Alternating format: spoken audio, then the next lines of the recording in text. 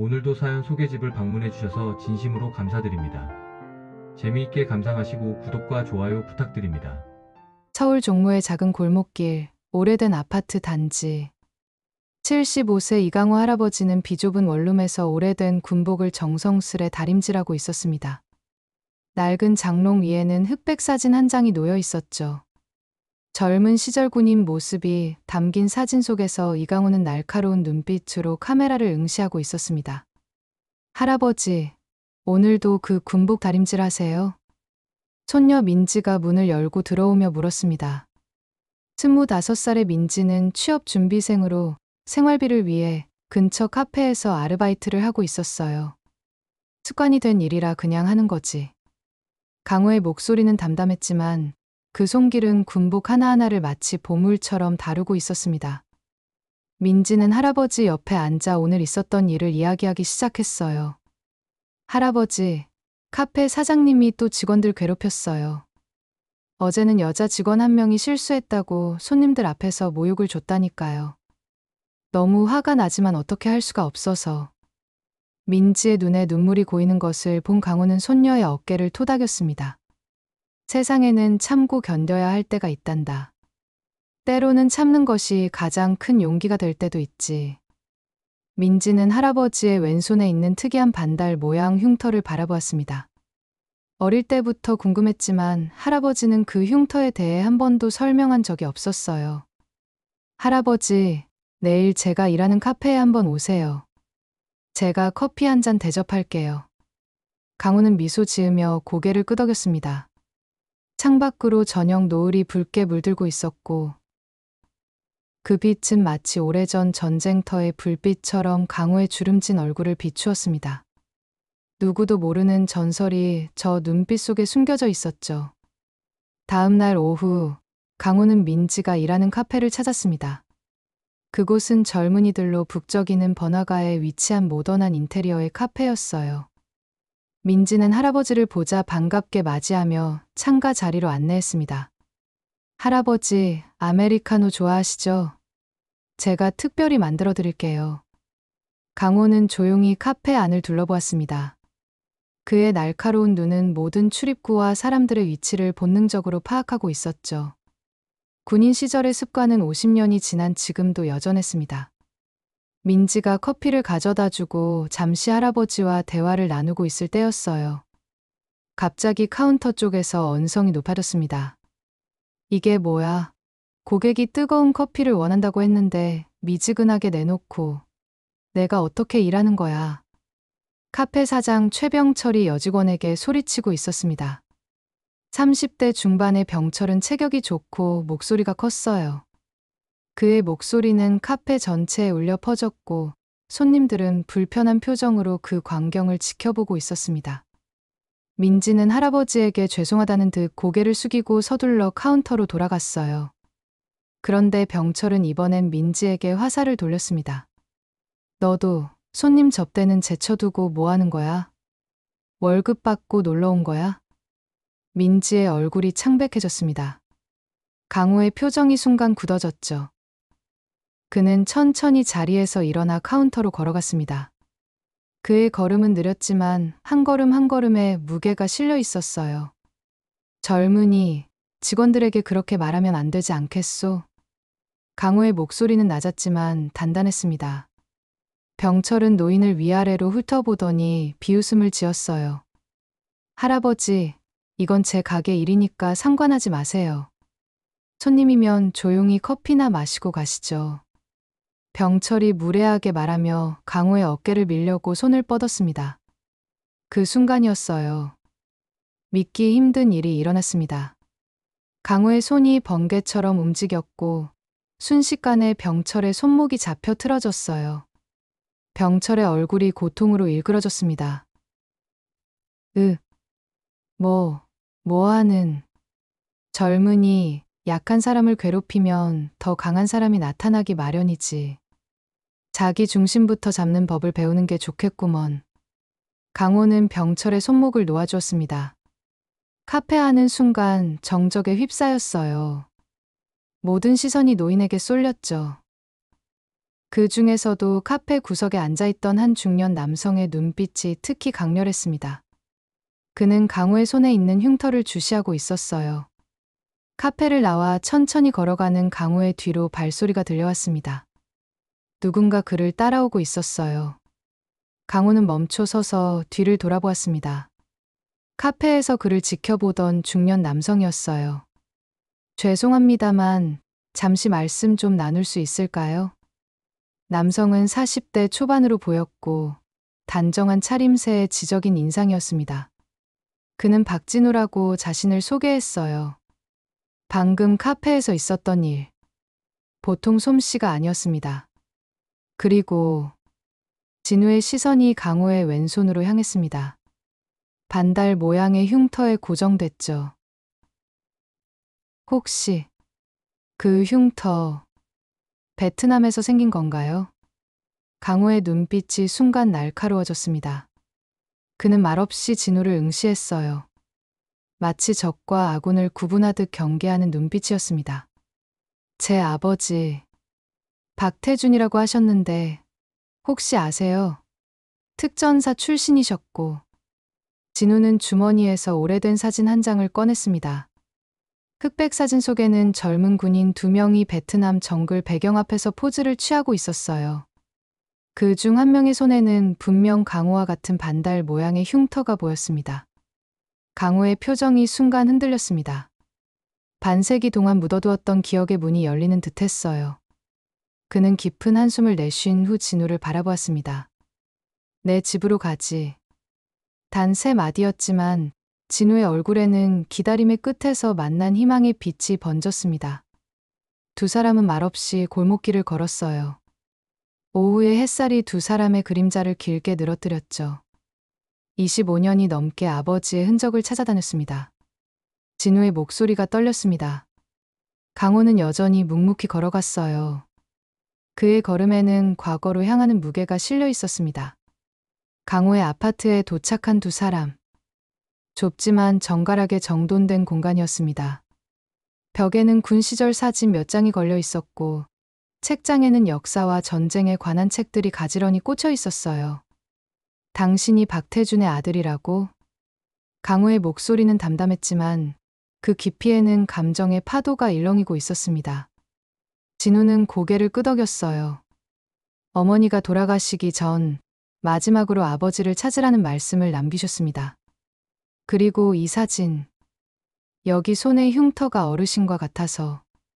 강호는 창밖을 바라보았습니다. 그의 눈에는 오래된 기억들이 물결처럼 밀려오고 있었어요. 베트남의 습한 정글, 총성, 그리고 잃어버린 전우들. 내 아버지 이름은 박태준이었지. 강호의 집 거실, 침묵이 두 사람을 감싸고 있었습니다. 강호는 천천히 일어나 낡은 장롱 앞으로 걸어갔어요. 그는 장롱 맨 아래 칸을 열고 금속 상자를 꺼냈습니다. 녹슬고 긁힌 자국이 보이는 군용 금속 상자였죠. 이건 누구에게도 보여준 적 없는 것들이다. 강호의 손가락이 상자의 자물쇠를 풀었습니다. 딸깍 소리와 함께 상자가 열리자 오래된 유품들이 모습을 드러냈어요. 군번줄, 낡은 지도, 손으로 쓴 메모, 그리고 여러 장의 흑백 사진들. 우린 공식 기록에 남지 않았어. 강호의 목소리는 깊었습니다. 그는 천천히 물건들을 하나씩 꺼내 테이블 위에 놓았어요. 베트남 전쟁 중에도 우리는 특별한 임무를 맡았다. 특전사 중에서도 선발된 하얀 유령이라 불렸지. 모든 기록은 삭제되고 우리의 존재도 지워졌어. 진우는 놀란 표정으로 물건들을 바라보았습니다. 그의 손이 사진들을 조심스럽게 만졌어요. 젊은 시절의 강호와 다른 군인들이 찍힌 사진, 그 중에 진우의 아버지 박태준의 모습도 있었습니다. 1972년 마지막 작전이었다. 비밀 정보 수집 임무로 적진 깊숙이 들어갔지. 강호는 지도를 펼치며 손가락으로 한 지점을 가리켰습니다. 그의 눈빛이 과거로 돌아간 듯했어요.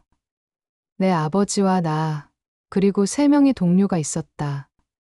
우리는 적의 매복에 걸렸고 치열한 교전 끝에 내 아버지가 강호의 목소리가 흔들렸습니다. 그는 잠시 말을 멈추고 깊게 숨을 들이마셨어요. 태준이는 나를 살리기 위해 자신을 희생했다. 그는 적을 유인해 우리에게 탈출 시간을 벌어줬지. 진우의 눈에 눈물이 고였습니다. 그는 처음으로 아버지의 마지막 순간에 대해 듣고 있었어요. 그 작전은 공식 기록에 없다. 우리가 거기 있었다는 증거도 없어. 하지만 내 아버지가 없었다면 나는 여기 없었을 거야. 강호는 상자에서 또 다른 물건을 꺼냈습니다. 군번줄이었어요. 박태준이라는 이름이 희미하게 보였습니다. 25년 동안 당신이 우리 가족에게 매달 보내던 돈이. 진우의 목소리가 떨렸습니다. 강호는 조용히 고개를 끄덕였어요. 그게 내가 할 수 있는 최소한이었다. 너희 아버지의 희생에 비하면. 방 안에 무거운 침묵이 내려앉았습니다. 두 사람 사이에는 말로 표현할 수 없는 감정이 흐르고 있었어요. 50년 전 베트남의 정글에서 이어진 인연이 지금 이 작은 방에서 다시 만난 것이었습니다. 저는 아버지의 명예를 회복시키고 싶습니다. 그분이 영웅이었다는 걸 모두가 알았으면 좋겠어요. 진우의 말에 강호는 깊이 생각에 잠겼습니다. 그의 주름진 손가락이 박태준의 군번줄을 쓰다듬었어요. 다음 날 이른 아침, 급박한 노크 소리가 강호의 집 문을 두드렸습니다. 문을 열자 눈물에 젖은 민지의 얼굴이 보였어요. 그녀는 흐느끼며 강호의 품에 안겼습니다. 할아버지, 어제 일 때문에 사장님이 저를 해고했어요. 그리고 밀린 급여도 주지 않겠다고. 강호의 눈빛이 날카로워졌습니다. 그는 민지의 어깨를 부드럽게 잡고 소파에 앉혔어요. 마침 진우도 도착했습니다. 그는 어제 이야기를 더 듣기 위해 찾아온 것이었죠. 그 사람이 어떤 부류인지 알아봤습니다. 진우는 노트북을 열어 몇 장의 사진을 보여주었습니다. 카페 사장 최병철과 몇몇 조직폭력배로 보이는 인물들이 함께 찍힌 사진이었어요. 지역 폭력 조직과 연결돼 있더군요. 카페는 돈 세탁용인 것 같아요. 강호는 잠시 생각에 잠겼습니다. 그의 눈에서 오랫동안 보이지 않았던 날카로운 빛이 번쩍였어요. 가보자. 단 한마디였지만 그 목소리에는 결연한 의지가 담겨 있었습니다. 강호와 진우, 그리고 민지는 카페로 향했어요. 오전이라 손님은 많지 않았습니다. 병철은 카운터 뒤에서 직원들에게 지시를 내리고 있었어요. 최병철 씨. 강호가 카페 안으로 들어서며 병철을 불렀습니다. 병철은 놀란 표정으로 그들을 바라보았어요. 그리고 곧 비웃음을 지었습니다. 또 왔네. 이번엔 뭐요? 할아버지, 손녀딸 일자리 돌려달라고? 그건 안 될 일인데. 병철의 신호에 맞춰 카페 구석에 있던 두 명의 건장한 남성이 일어섰습니다. 그들은 분명 병철의 부하였죠. 긴장된 분위기가 카페 안을 감쌌어요. 나한테 할 말은 두 가지뿐이야. 강호의 목소리는 차분했습니다. 마치 폭풍 전의 고요함 같았어요. 내 손녀의 밀린 급여를 지불하고 그녀에게 사과해. 병철은 큰 소리로 웃었습니다. 그의 부하들도 따라 웃었어요. 할아버지, 노인네가 어디서 협박이야? 여기서 당장 안 나가면. 그의 말이 채 끝나기도 전에 놀라운 일이 벌어졌습니다. 강호의 움직임은 눈으로 쫓기 힘들 정도로 빨랐어요. 순식간에 그는 병철의 부하 중 한 명에게 다가가 정확한 한 방으로 그를 제압했습니다. 다른 부하가 달려들었지만 강호는 마치 젊은이처럼 민첩하게 피하며 그의 팔을 비틀었어요. 이 영감이 대체 누구야? 병철의 얼굴이 창백해졌습니다. 그때 진우가 한 발 앞으로 나섰어요. 이분은 베트남전 특전사 하얀 유령 부대의 생존자입니다. 당신 같은 폭력배 10명은 거뜬히 상대할 수 있는 분이죠. 카페 안의 공기가 얼어붙었습니다. 병철은 상황이 심각해졌음을 깨달았어요. 내가 마지막으로 한 번 더 말한다. 강호의 목소리는 더욱 단단해졌습니다. 그는 병철에게 천천히 다가갔어요. 내 손녀의 월급과 사과. 어떻게 하겠나. 병철은 마침내 항복했습니다.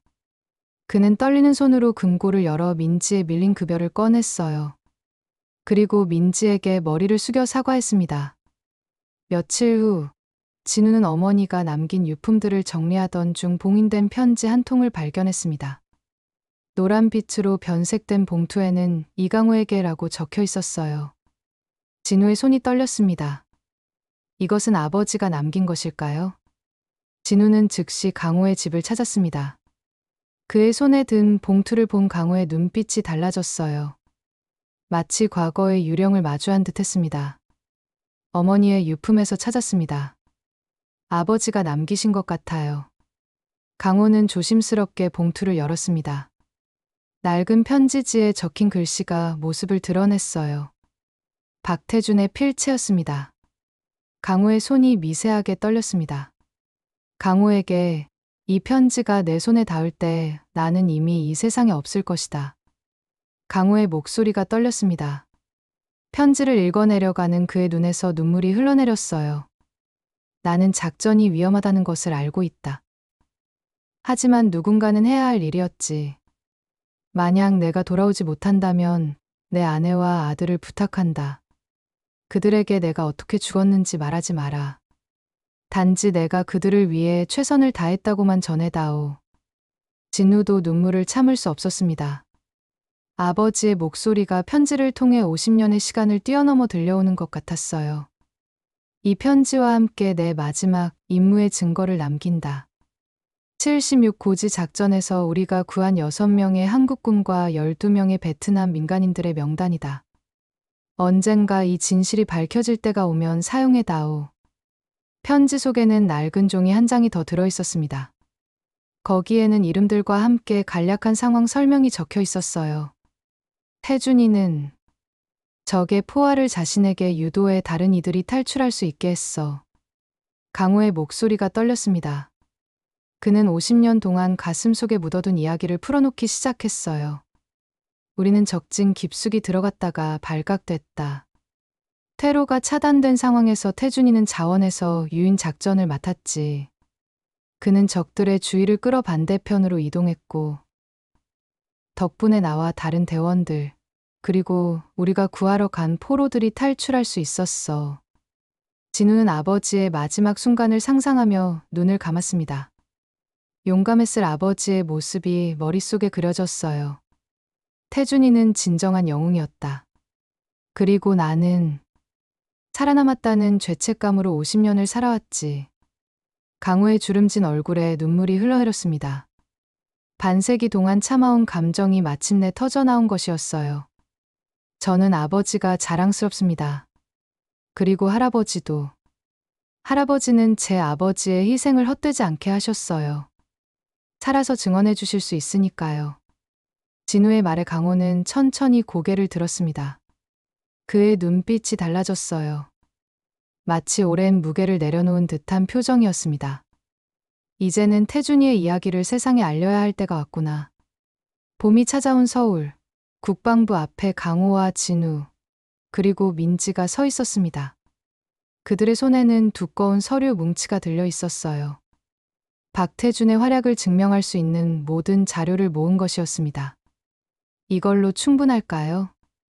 진우의 목소리에는 불안과 기대가 함께 담겨 있었습니다.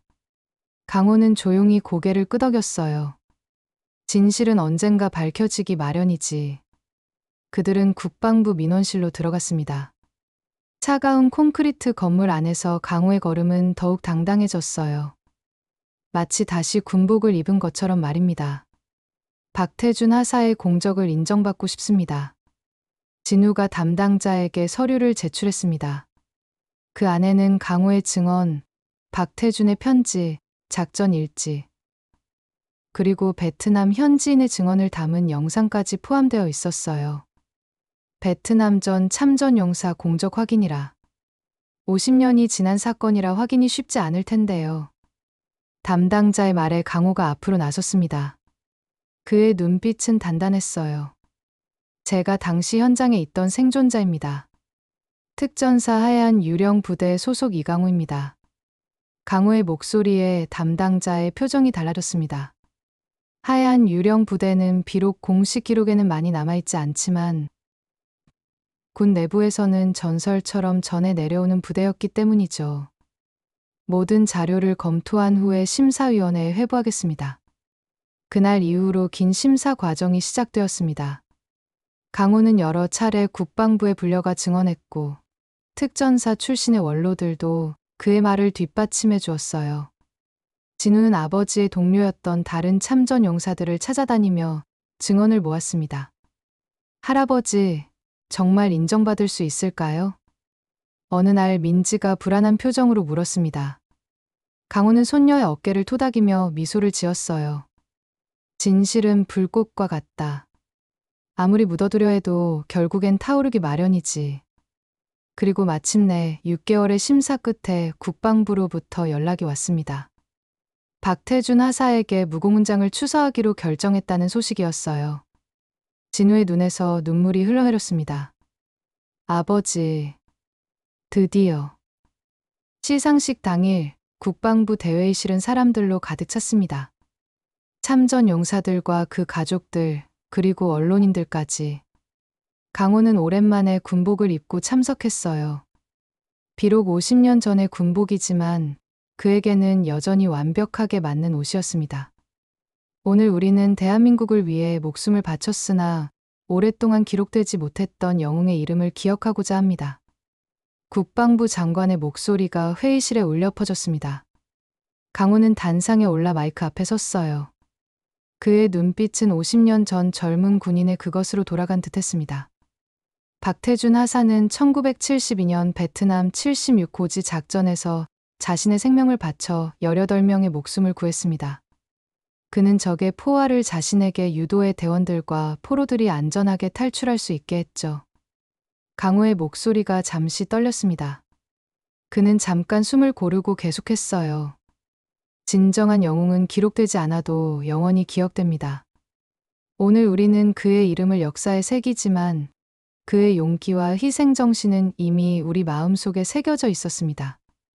강호의 연설이 끝나고 국방부 장관은 박태준 하사의 무고문장을 진우에게 수여했습니다. 모든 사람들이 기립박수를 보냈어요. 민지는 할아버지의 모습을 자랑스럽게 바라보며 그의 진정한 정체성을 처음으로 목격했습니다. 강호의 마음속에서는 50년간의 무게가 서서히 내려가고 있었습니다. 태준이의 희생이 헛되지 않았음을, 그리고 자신이 살아남은 것에 대한 죄책감을 더 이상 가질 필요가 없음을 느꼈어요. 시상식 이후 강호의 일상은 다시 조용히 돌아왔습니다. 하지만 무언가 달라진 점이 있다면 사람들의 시선이었어요. 동네에서 그를 알아보고 존경의 마음을 표현하는 사람들이 생겼습니다. 할아버지, 뉴스에서 봤어요. 정말 대단하세요. 슈퍼마켓 주인이 반갑게 인사를 건넸습니다. 강호는 쑥스러운 듯 고개를 끄덕였어요. 그는 여전히 매일 아침 일찍 일어나 산책을 하고 오후에는 공원 벤치에 앉아 책을 읽는 평범한 일상을 지켰습니다. 민지는 새 직장에서 자신감을 찾았습니다. 할아버지의 이야기를 통해 어려움 앞에서도 굴하지 않는 용기를 배웠기 때문이죠.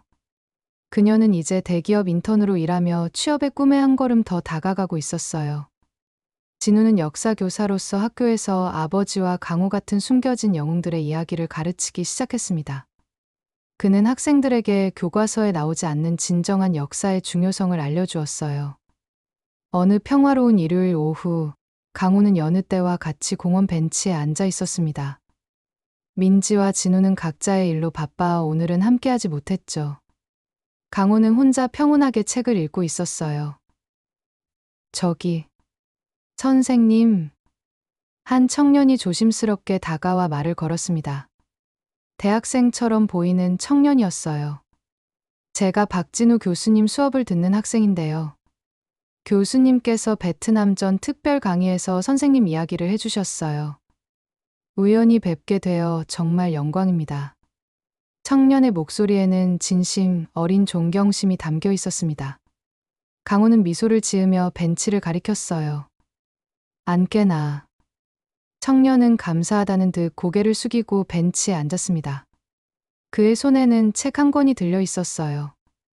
이 책은 박 교수님이 추천해 주신 건데, 잊혀진 영웅들이라고. 강호는 그 책을 알아보았습니다. 최근 출판된 베트남전 참전 용사들의 이야기를 담은 책이었어요.